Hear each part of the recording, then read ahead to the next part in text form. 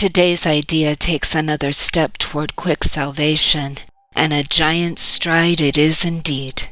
So great the distance is that it encompasses, it sets you down just short of heaven, with the goal in sight and obstacles behind.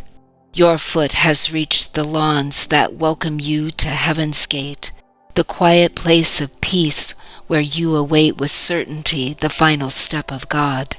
How far are we progressing now from earth? How close are we approaching to our goal? How short the journey still to be pursued. Accept today's idea, and you have passed all anxiety, all pits of hell, all blackness of depression, thoughts of sin, and devastation brought about by guilt. Accept today's idea, and you have released the world from all imprisonment by loosening the heavy chains that locked the door to freedom on it. You are saved, and your salvation thus becomes the gift you give the world because you have received. In no one instant is depression felt, or pain experienced, or loss perceived.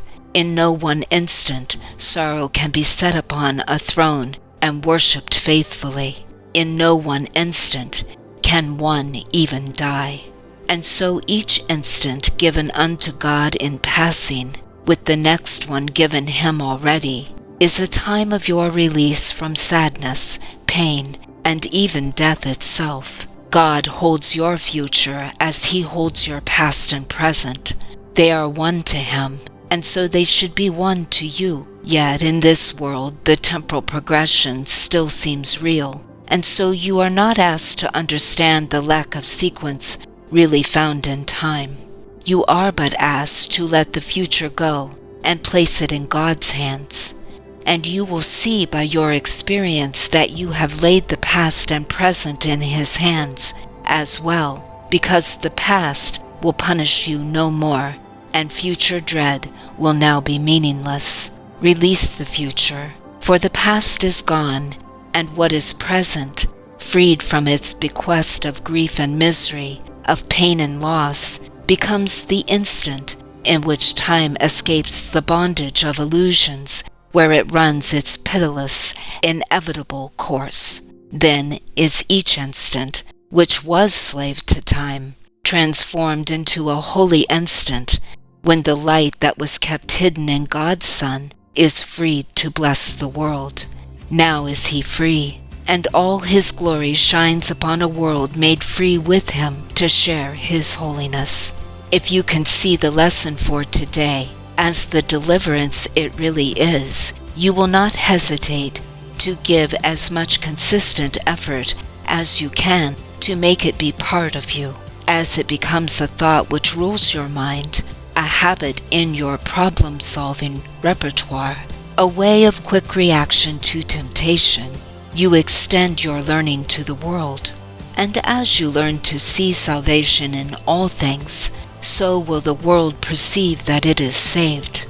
What worry can beset the one who gives his future to the loving hands of God? What can he suffer?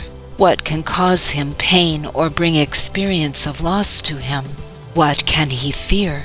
And what can he regard except with love? For he who has escaped all fear of future pain has found his way to present peace and certainty of care the world can never threaten.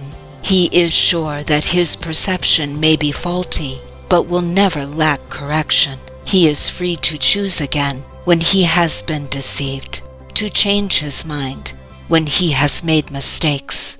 Place, then, your future in the hands of God, for thus you call the memory of him to come again, replacing all your thoughts of sin and evil with the truth of love. Think you the world could fail to gain thereby, and every living creature not respond with healed perception? Who entrusts himself to God has also placed the world within the hands to which he has himself appealed for comfort and security.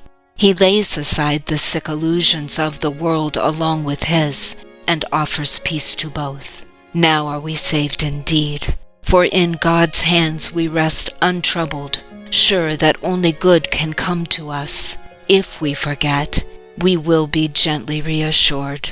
If we accept an unforgiving thought, it will be soon replaced by love's reflection.